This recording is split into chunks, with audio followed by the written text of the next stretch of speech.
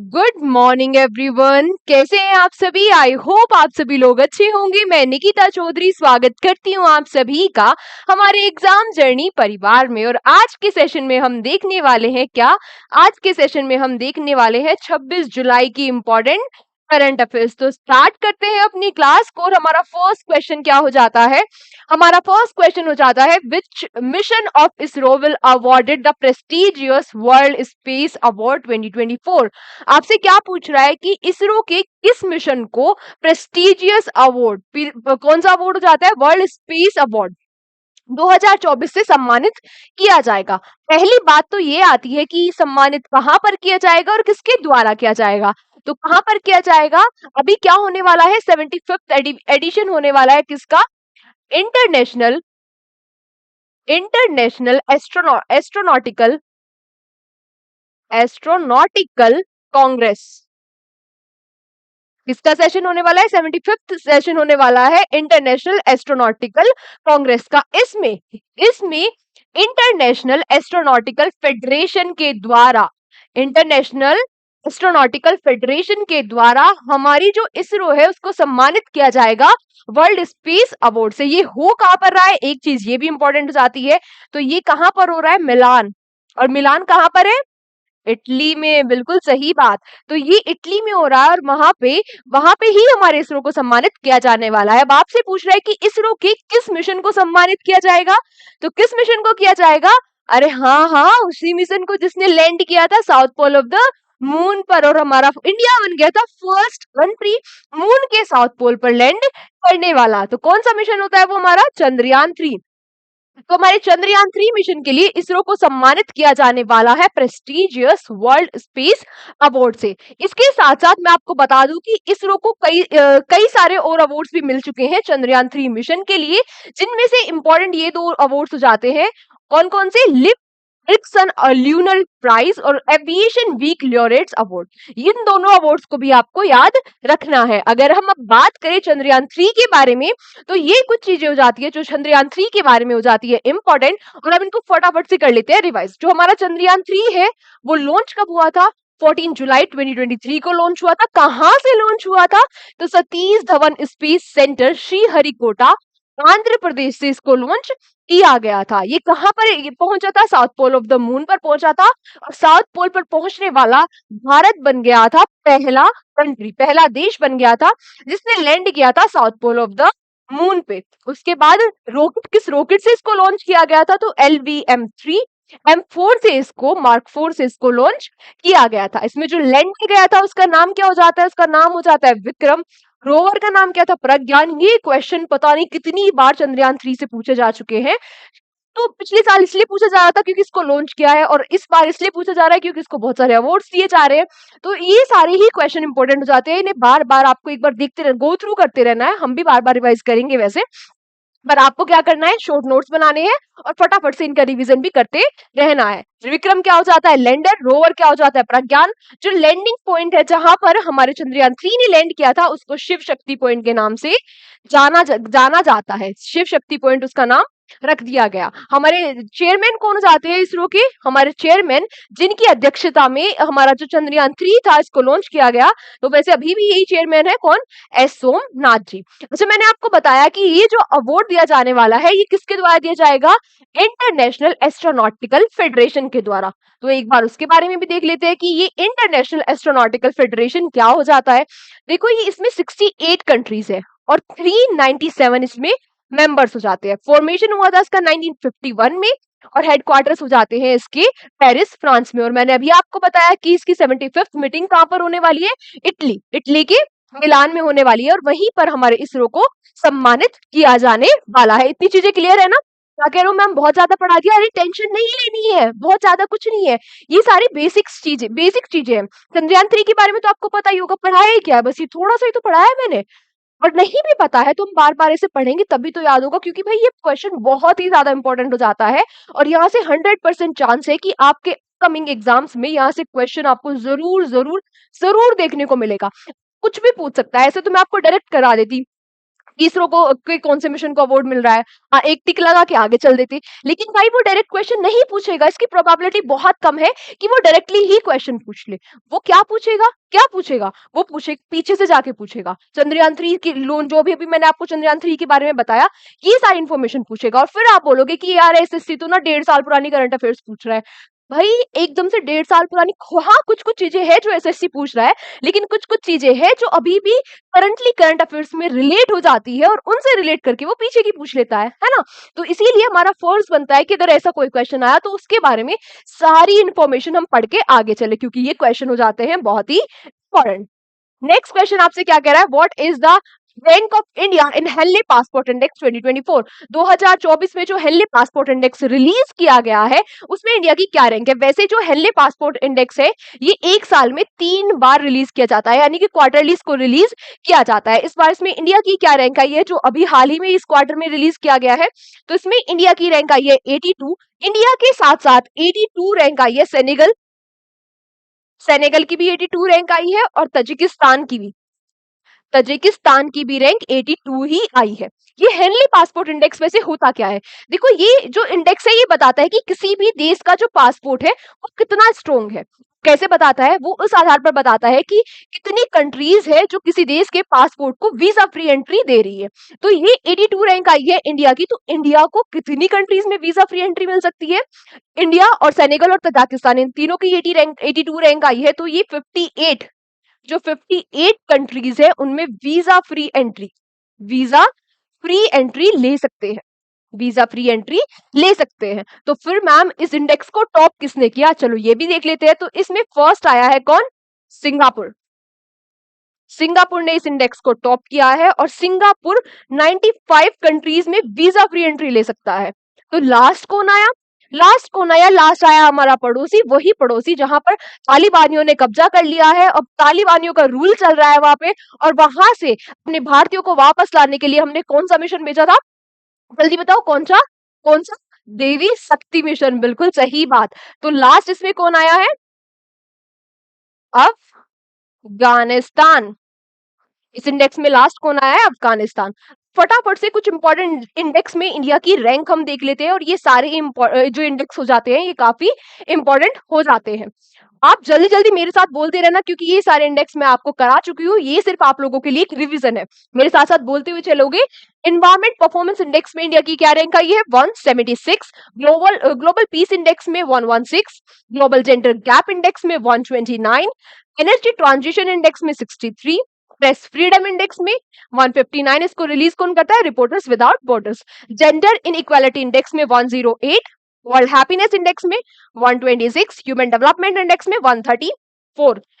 Tension नहीं लेनी है, बहुत सारा कंटेंट हो गया, बिल्कुल भी टेंशन लेने की बात नहीं है। वैसे ही अगर रिवाइज बार बार करते रहेंगे तो ये चीजें आपको अपने आप ही याद हो जाएंगी। बस आपको क्या करना है, जो पता है बहुत सही बात है, अगर आपको नहीं पता है, आप पहली बार ये सारी चीजें पढ़ रहे हो, तो अपने शॉर्ट नोट्स बना लेने हैं, बस इतना काम करना है। कैसे याद कराना है वो मेरी जिम्मेदारी।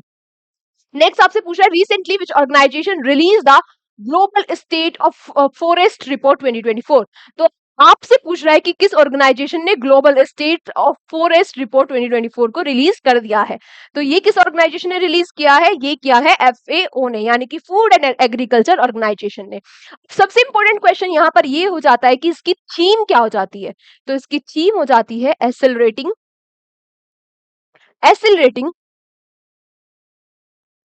solution for forest through innovation। Accelerating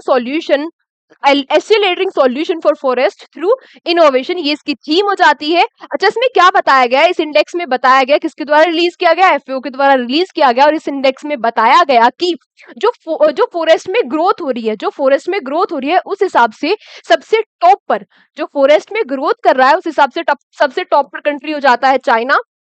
second number पे आ जाता है ऑस्ट्रेलिया ग्रोथ के हिसाब से। थर्ड नंबर पे है हमारा इंडिया। थर्ड नंबर पे क्या हो जाता है हमारा इंडिया। अब कितनी चीजें आपको याद होगी, थीम आपको याद रख लेनी है, और ये रख लेना है कि इंडिया थर्ड नंबर पर इसमें आया है, टॉप करा है चाइना ने। और किसके द्वारा रिलीज किया गया, एफएओ के द्वारा। अब एफएओ के बारे में एक बार हम देख लेते हैं कुछ चीजें, कि एफएओ क्या होता है, फूड एंड एग्रीकल्चर ऑर्गेनाइजेशन होता है। फॉर्मेशन हुआ था 16 अक्टूबर 1945 को। हेडक्वार्टर है रोम इटली में और डायरेक्टर जनरल है क्यू डोंग्यू के क्या हो जाते हैं डायरेक्टर जनरल। नेक्स्ट आपसे क्वेश्चन पूछ रहा है when is national income tax day observed every year. आपसे पूछ रहा है कि हर साल नेशनल इनकम टैक्स डे जो है वो कब मनाया जाता है। तो ये कब मनाया जाता है, ये मनाया जाता है 24 जुलाई को। कब मनाया जाता है, 24 जुलाई को ये मनाया जाता है। मैम 24 जुलाई को क्यों मनाया जाता है? देखो क्या हुआ था 24 जुलाई 1860, 24 जुलाई 1860 में इंट्रोड्यूस किया गया था इनकम टैक्स को। इनकम टैक्स को इंट्रोड्यूस किया गया था। किसके द्वारा इंट्रोड्यूस किया गया था? अरे उन्हीं के द्वारा इंट्रोड्यूस किया गया था जिनके द्वारा बजट को भी इंट्रोड्यूस किया गया था 1860 में ही। किनके द्वारा? जेम्स विल्सन के द्वारा इसको इंट्रोड्यूस किया गया था और विल्सन ने ही बजट को भी इंट्रोड्यूस किया था। फर्स्ट बजट भी यही लेकर आए थे ब्रिटिश इंडिया का। ठीक बात है। तो इन्होंने इंट्रोड्यूस किया था 24 जुलाई 1860 को, इसीलिए हमने 24 जुलाई को क्या मनाते हैं? इनकम टैक्स डे के रूप में बनाते हैं। जो इनकम टैक्स होता है आप सभी को पता होगा ये क्या है, एक डायरेक्ट टैक्स है। तो अभी मैंने कुछ ही दिन पहले आपको पढ़ाया था CBDT, central board of direct tax के जो अध्यक्ष है, हेड है, वो कौन बन गए ये आप लोग जरा मुझे बता दो। तब तक अगर हम इधर देखिए, हमने 23 जुलाई को कल ही पढ़ा था, हम क्या सेलिब्रेट करते हैं? National broadcast day. ठीक है। 22 जुलाई को हम क्या सेलिब्रेट करते हैं? National flag day. ये चीजें तो आपको याद होंगी। अच्छा मैंने आपसे क्वेश्चन क्या पूछा? CBDT के जो हेड है वो कौन है? आपने अभी तक आंसर कर दिया होगा, है ना? आपने पेज पलट के देख लिए होगे लेकिन आपको मिला नहीं होगा क्योंकि ये शायद 1 महीने पुराने की बात हो गई, है ना? और उतनी पुरानी बातें तो हम याद नहीं रखते हैं, है ना? हमारी मम्मी ने मना किया है। कौन हो जाते हैं? रवि अग्रवाल जी। रवि अग्रवाल जी। नालायक को इसे लिख लो एक बार दोबारा से, फिर ये इंपॉर्टेंट हो जाता है ना। नेक्स्ट आपसे पूछ रहा है which week of July is celebrated as education week 2024। तो अभी हाल ही में 22 से 28 जुलाई तक सेलिब्रेट किया जा रहा है एजुकेशन वीक के रूप में। 22 से 28 जुलाई को क्या मनाया जा रहा है? एजुकेशन वीक के रूप में इसको मनाया जा रहा है। क्यों मैम? अरे इसलिए क्योंकि इस टाइम पे क्या लॉन्च हुआ था? New education policy 2020। New education policy 2020 को इस टाइम पे लॉन्च किया गया था। अब 4 साल हो गए हैं इसको लॉन्च हुए। तो ये जो 22 से 28 जुलाई है इसको इसको एजुकेशन वीक के रूप में सेलिब्रेट किया जा रहा है। अब आप लोग यहाँ मुझे ये बता दो, ये नाम तो आपको रटा होना चाहिए क्योंकि इतनी बार तो एग्जाम्स में ही आ गया है कि जो न्यू एजुकेशन पॉलिसी है ये किस कमेटी की सिफारिश पर आई थी, ये जरा आप मुझे बता दो। जल्दी बताओ, मैं ऐसे लिख रही हूँ, जल्दी बताओ, जल्दी जल्दी जल्दी। हाँ कुछ कस्तूरी, कस्तूरी जैसा नाम था मैम। क्या था? कस्तूरी रंगन कमेटी की सिफारिश पे न्यू एजुकेशन पॉलिसी को जो है वो इम्प्लीमेंट किया गया था। और 22 से 28 जुलाई को अब क्या मनाया जा रहा है? एजुकेशन वीक के रूप में मनाया जा रहा है। अच्छा चलो एक एक क्वेश्चन और बता दो आप यहाँ पे। जो एजुकेशन है वो किस लिस्ट में आता है? किस लिस्ट में आता है मतलब? अरे हमारे 7 शेड्यूल में 3 लिस्ट है ना। कौन कौन सी? यूनियन लिस्ट, स्टेट लिस्ट और कॉन्करेंट लिस्ट। तो जो एजुकेशन है वो किस लिस्ट का सब्जेक्ट है? ये आज आपके लिए क्वेश्चन फॉर यू है। ये क्या है आपके लिए? Question for you. और इसका आंसर आप सभी लोग कहाँ करेंगे? कमेंट सेक्शन में करेंगे और जरूर करेंगे। मैं सबका आंसर चेक करूंगी कि किसने किया है और जिसने भी सही किया होगा मैं उसके कमेंट को लाइक कर दूंगी। नेक्स्ट आपसे क्या पूछ रहा है? नेक्स्ट पूछ रहा है कि recently which country has been announce the climate finance action fund CFCA। आपसे क्या पूछ रहा है कि अभी हाल ही में किस कंट्री ने क्लाइमेट फाइनेंस एक्शन फंड को लॉन्च कर दिया है? चलो मैं हिंट देती हूँ। और हिंट क्या हो जाता है? हिंट हो जाता है क्या? ये वही कंट्री है जो कोप, इस बार क्या होने वाली है? Conference of parties 29। ये कंट्री होस्ट करेगी कोप 29 को। Conference of parties 29। ये मैम ये क्या होता है? अरे UNFCC के बारे में सुना है? मैम ये तो आपने इससे भी अजीब नाम बता दिया, इससे तो COP सही था, छोटा सा तो था। भाई नालायक को, ये क्या होता है? ये होता है United Nation framework convention on climate change. ओ क्लाइमेट चेंज, अब आ गया मैम, पल्ले पड़ गया अब। अरे ये कॉन्फ्रेंस ऑफ पार्टीज यानी कि जो एक कॉप की मीटिंग होती है ये किसके लिए होती है? किसके लिए होती है? क्लाइमेट चेंज के ऊपर डिस्कशन करने के लिए होती है। और इसको कंडक्ट जो कराता है वो कौन कराता है? यूएनएफसीसी, यानी कि United Nation framework convention on climate change. अच्छा, ये जो कंट्री है जिसने ये जिसने क्लाइमेट फाइनेंस एक्शन फंड को रिलीज किया है, ये इस बार कोप 29 को होस्ट कर रही है। अब तक आप मुझे ये बता दो कि जो कोप है, कॉन्फ्रेंस ऑफ पार्टीज 28 है, ये किसने होस्ट किया था? यूएई ने होस्ट किया था। और आपको ये भी याद होगा कि कोप 33 जो कब होने वाला है? 2028 में 2028 में होने वाला है। इसको कौन होस्ट करेगा? इसको इंडिया होस्ट करेगा, ऐसा कहा था हमारे नरेंद्र मोदी जी ने। तो ये कोप 29 कौन होस्ट कर रहा है? ये होस्ट कर रहा है अजरबैजान होस्ट कर रहा है, और अजरबैजान ने ही इस फंड को लॉन्च किया है। ये आप याद रखोगे क्योंकि ये भी चीज काफी इंपॉर्टेंट हो जाती है। अच्छा, कोलंबिया से आपको कुछ याद आ रहा है? कल की क्लास में पढ़ा था ना, बायोडाइवर्सिटी फंड याद आ रहा है आपको? सॉरी, बॉन्ड, बायोडाइवर्सिटी बॉन्ड को रिलीज करने वाला ये क्या बन गया है? फर्स्ट कंट्री बन गया है। चाइना क्या बन गया है?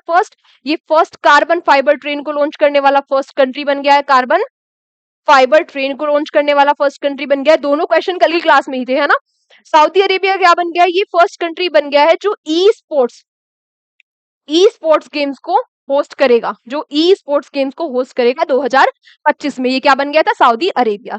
कितनी चीजें क्लियर है ना। नेक्स्ट क्वेश्चन क्या कह रहा है? Recently which state of India become the second to launch OTT platform को लॉन्च करने वाला इंडिया का सेकंड स्टेट कौन बन गया है?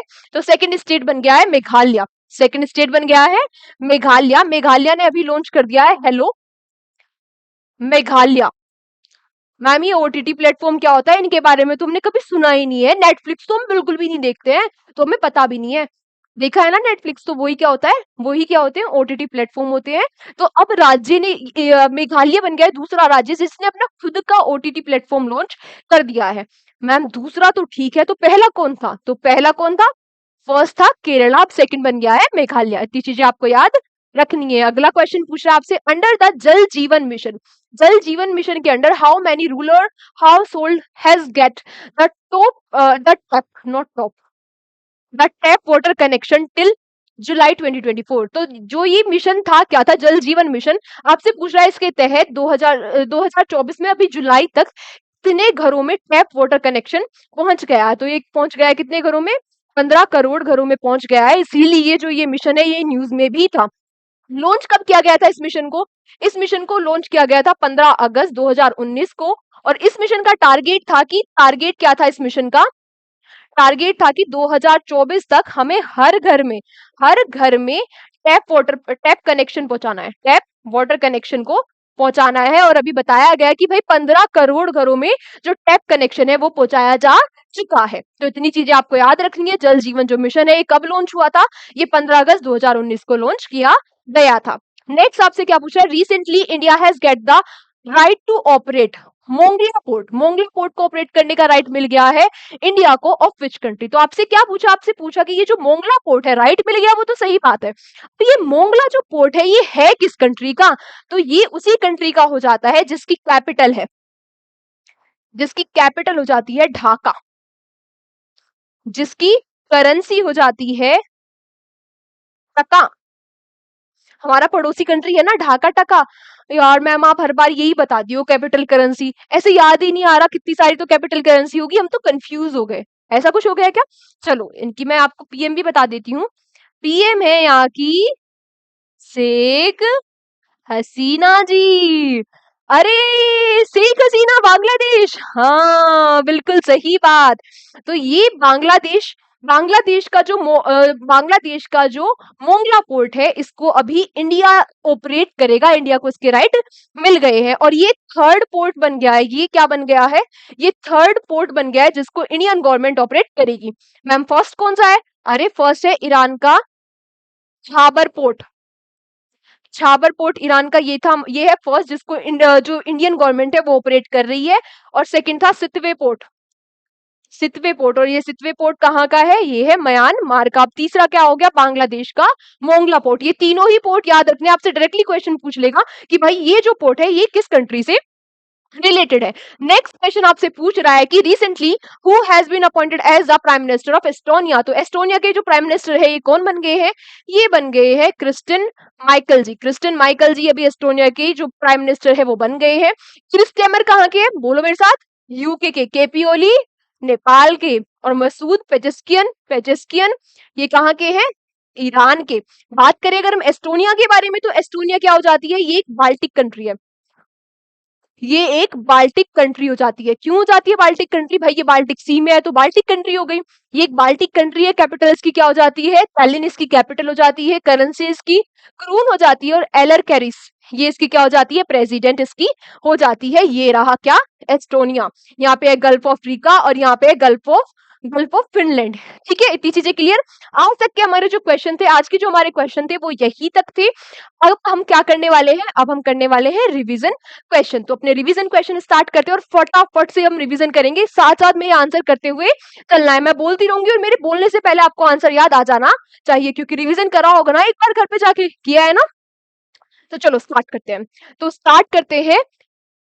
फर्स्ट क्वेश्चन आपसे क्या कह रहा है? Recently Nirmala Sitharaman created history by presenting most number of budget.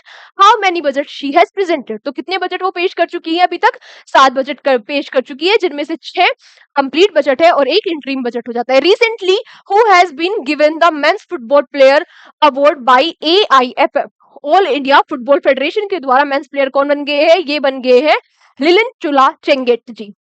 Next आपसे पूछा recently who has be the first Indian to be awarded the prestigious Olympic order. ये बहुत इंपॉर्टेंट क्वेश्चन हो जाता है। तो किसको दिया जाएगा? हमारे अभिनव बिंद्रा जी को ये ओलंपिक ऑर्डर से सम्मानित किया जाएगा। When is national broadcasting day observed every year? अभी भी मैंने आपको बताया 23 जुलाई को मनाया जाता है। Recently which country has been unveil the world's first high speed carbon train?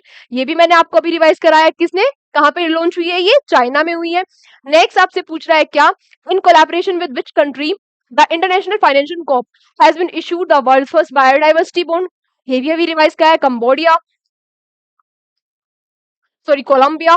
Next आपसे क्या पूछ रहा है? Recently which state has launch the श्रमिक बसेरा योजना? तो श्रमिक बसेरा जो योजना है ये किसने लॉन्च कर दिया? गुजरात ने। 5 रुपए में श्रमिकों को क्या देंगे?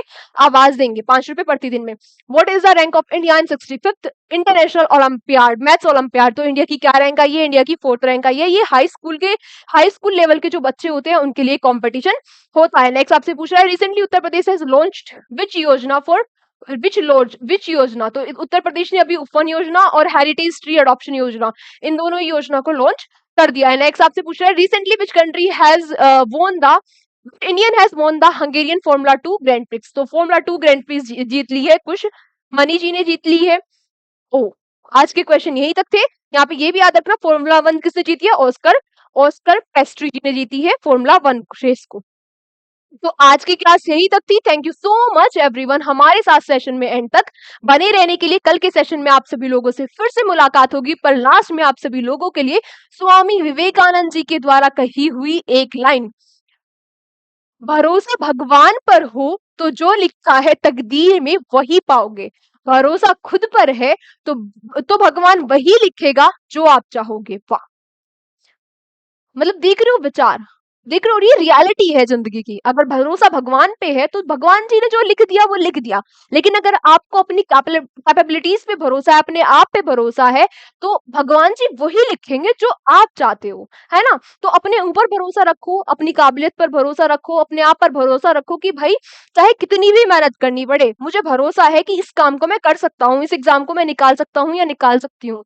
अगर आपको अपने आप पर इतना विश्वास है तो आप सच में वो कर जाओगे जो आप चाहते हो। बट कंडीशन इज दैट कि आपको अपने ऊपर विश्वास होना चाहिए। तो आज की क्लास को हम यहीं तक रखते हैं। कल के सेशन में आप सभी लोगों से फिर मुलाकात होगी। तब तक अपना ध्यान रखिए, अपने बड़ों को सम्मान दीजिए, अपने छोटों को प्यार दीजिए। जय हिंद, जय भारत।